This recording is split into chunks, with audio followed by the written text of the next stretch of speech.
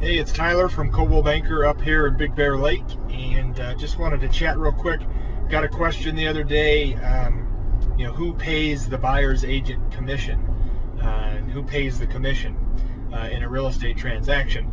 And it's kind of an interesting question. You get it sometimes from buyers because they're curious as to what their costs are going to be, and what's going on with the real estate transaction.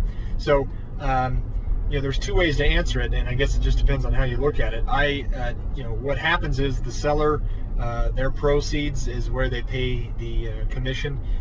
Whatever the commission is, they pay the listing agent, the person who's representing the seller, and they'll pay the buyer's agent, the person that's representing the buyer. And those amounts depend on what's negotiated by the listing agent when the listing agent meets with the seller. And typically, it's half of what the buyer's agent gets paid. So if, for example, the listing commission is X amount, the buyer's agent typically will get half of X. And that just depends on the situation. 99% of the time, that's what happens. Certain cases, the buyer's agent may get more. They may get less. It just depends on what's negotiated. So who pays the commission? The seller pays the commission. They use the funds that they get from the buyer to pay the commission. So I know there's some people out there that would argue that the buyer actually pays the commission because they give the seller the money and the seller pays the commission. I guess it depends on how you look at it.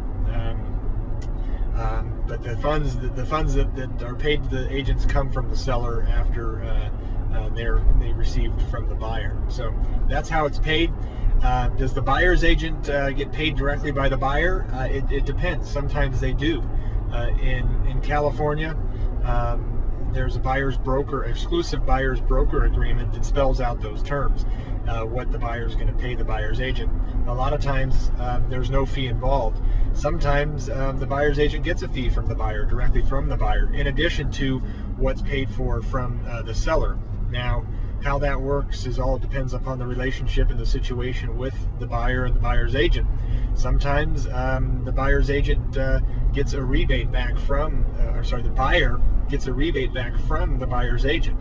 There's several companies out there, Redfin, Zip Realty, just to name a couple, that actually refund or rebate part of the buyer's commission back to the buyer. That's spelled out in their agreement with the buyer. So just a few different situations that can come up. Most of the time, the commission structure is what I mentioned previously. Every once in a while, it gets a little bit different with rebates and so forth, and how the buyer gets money back. If you have any questions on that or how that works out, how I work it out with my clients, if you have any questions on that, feel free to give me a call. It's Tyler Wood, Coldwell Banker up here in Big Bear, 909-866-3481. You can also email me at whowood@gmail. That's whowood@gmail.com. Thanks.